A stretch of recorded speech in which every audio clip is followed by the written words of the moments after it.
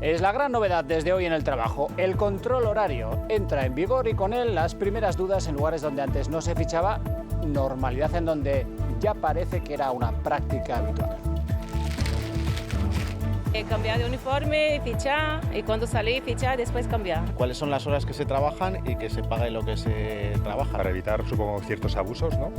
Siempre que sea en beneficio del trabajador, me parece bien. Nos tenemos un dispositivo móvil con el que hacemos el registro de entrada y ya está. Muy justo, tanto para una parte como para la otra. Sé que ellas tienen que firmar a la hora que entran y a la hora que salen.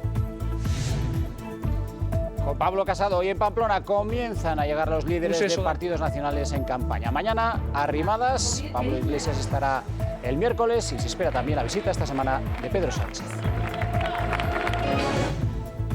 Un juez en Pamplona investiga a un quiromasajista tras la denuncia de una clienta por un presunto abuso sexual. Tenía dos causas anteriores, una pendiente de sentencia y otra más archivada de manera provisional.